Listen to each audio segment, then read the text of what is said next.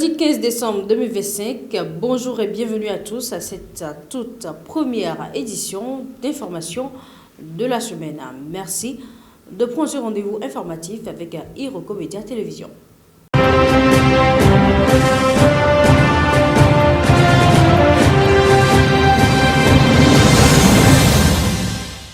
L'actualité africaine ouvre cette session d'information. Les dirigeants de la CEDEAO réunis le 14 décembre à Abuja ont fermement rejeté le programme de transition proposé par la junte militaire en Guinée-Bissau, réaffirmant leur attachement au retour rapide de l'ordre constitutionnel. Présidé pour la première fois par le président sierra-léonais Julius Maada Bio, ce sommet marathon a également condamné le putsch en Guinée-Bissau ainsi que la tentative de coup d'État au Bénin. Les chefs d'État ouest-africains exigent la mise en place d'une transition courte, inclusive et représentative, ainsi que la libération des prisonniers politiques et des acteurs de la société civile détenus depuis l'arrêt du processus électoral. Aucune sanction immédiate n'a été annoncée, mais des sanctions ciblées restent à envisager contre les personnes entravant les recommandations de la Commission. Pendant ce temps, au Sénégal, le Parlement a adopté le samedi 13 décembre dernier la loi de finances 2026 présentée par le gouvernement comme un levier pour restaurer la crédibilité des finances publiques. Ce vote intervient toutefois dans un contexte économique délicat marqué par une dette publique dépassant les 130% du PIB selon le FMI et l'échec des négociations avec l'institution pour un programme d'aide. Le budget mise sur une forte accélération de la croissance attendue à 5,5% en 2026, ainsi que sur une mobilisation fiscale accrue, notamment à travers de nouvelles taxes touchant l'huile, le riz, les transactions mobiles ou les jeux de hasard. Des choix jugés ambitieux, voire risqués par plusieurs économistes qui craignent un impact direct sur le pouvoir d'achat.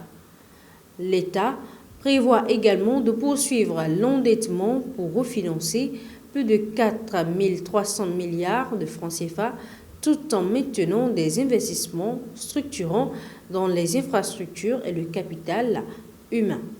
Le texte doit encore être promulgué par le président Bassirou Diomaye Faye. Autre point à l'ordre du jour, la Banque confédérale d'investissement et de développement de l'AES est sur le point d'entrer en activité. Réunis à Bamako, les ministres de l'économie et des finances du Mali, du Niger et du Burkina Faso ont signé la convention fondatrice marquant une étape majeure dans la structuration économique de l'Alliance des États du Sahel. Selon l'économiste malien Modibo Mao Makalou, cette avancée obtenue après plusieurs mois de travaux ouvre désormais la voie au recrutement du personnel et à la mobilisation des ressources financières.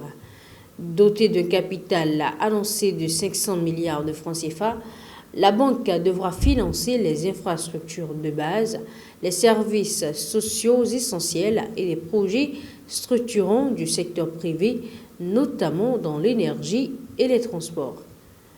Pensée comme un outil de transformation structurelle, la BCID AES ambitionne de répondre aux défis communs des pays sahéliens, en particulier le faible niveau d'électrification et le bas indice de développement humain. Des nouvelles de l'outre-mer, un an après le cyclone Chido qui a ravagé Mayotte le 14 décembre 2024 et causé la mort d'au moins 40 personnes, une cérémonie d'hommage s'est tenue à Mamoudzou organisée par la préfecture en présence de la ministre française des Outre-mer, Naïma Mouchou. Lors de sa première visite officielle sur l'archipel, la ministre a salué la mémoire des victimes et décoré les membres des forces de l'ordre mobilisés durant la catastrophe. La commémoration a toutefois rassemblé peu d'habitants, reflet d'une lassitude persistante face à une reconstruction jugée trop lente. Un an après, de nombreux bâtiments restent endommagés et certaines écoles inutilisables. Le retrait récent d'épaves dans le port, juste avant la visite ministérielle, a ravivé les critiques locales. À ce stade, aucune information précise n'a été donnée sur le budget 2026 destiné à la reconstruction de Mayotte. Pour finir, au Moyen-Orient, après 22 ans de présence, l'Organisation des Nations Unies a officiellement mis fin à sa mission d'assistance en Irak, créée après la chute de Saddam Hussein en 2003. L'annonce a été faite à Bagdad par le secrétaire général Antonio Guterres et le Premier ministre Mohamed Shia al-Soudani lors d'une cérémonie officielle.